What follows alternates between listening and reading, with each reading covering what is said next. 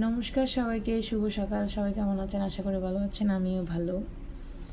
আমরা একদম বছরের শেষ প্রান্তে দাঁড়িয়ে আছি আজকে, এবং সুন্দর একটা দিন, সেটা হচ্ছে একাদশী।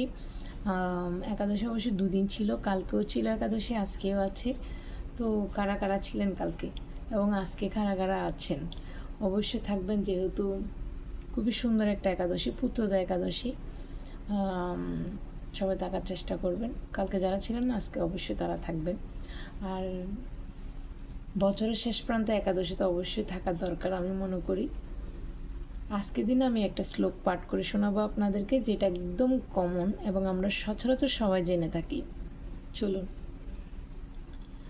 হরি ওম শ্রী পরমাত্মনে নমঃ। শ্রীমদ্ ভগবদ্ গীতা অথ গীতার চতুর্থ অধ্যায়ে শ্লোক নম্বর 7-8।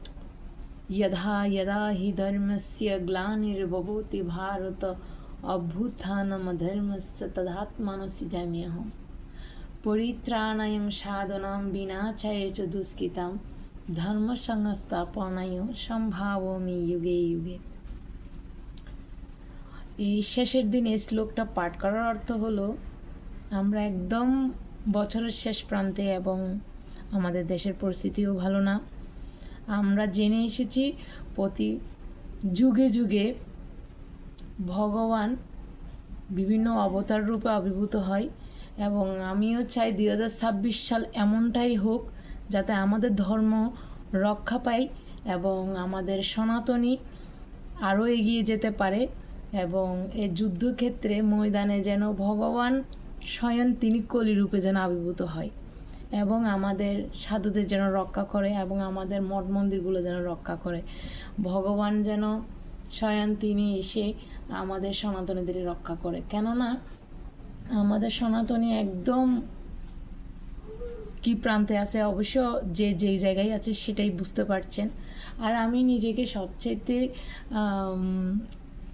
কি বলবো, মানে প্রাউড ফিল করি আমি যে আমরা বর্তমানে আমারতের থেকে আমরা খুবই সেফলি আছি, এবং সেই সাথে আমরা ধর্মের সাথে যুক্ত আছি, এবং বিভিন্ন মঠ মন্দিরে যেইভাবে আমাদের সন্তানদেরকে মানে ভগবানের শ্রীমদ্ ভগবদ্ গীতা পাঠ করার সুযোগ দান করে দেয়, এবং বিভিন্ন ধর্মের বিভিন্ন রকম অনুষ্ঠানে আমাদের ছেলেদেরকে উপস্থাপনা করতে দেয়।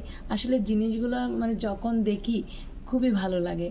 তো আমি আমাদের ইউএইতে মানে আমাদের এই আলাইনের যতগুলো মঠ মন্দির আছে সবাইকে আমি অসংখ্য অসংখ্য ধন্যবাদ জানাই বছর শেষে, যা প্রতি বছরই যেন এরকম আমাদের সন্তানদেরকে ধর্মের কোনো কিছু করার জন্য যেন উৎসাহিত করে প্রতি বছরই, এবং সাথে আমাদেরকেও সুযোগ দান করে দেয়।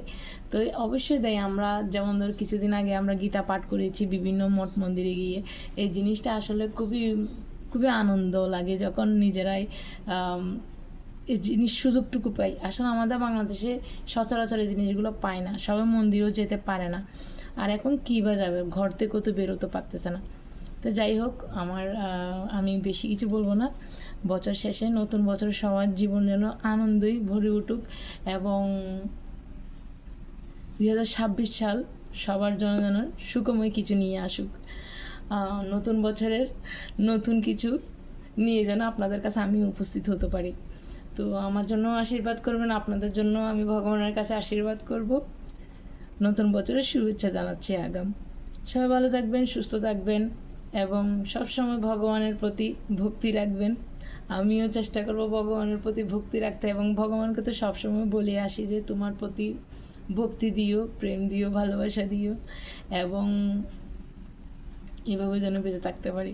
সবাইকে নমস্কার, সবাই ভালো থাকবেন, সুস্থ থাকবেন। শুভ সকাল, আবার নতুন বছরের শুভেচ্ছা জানাই।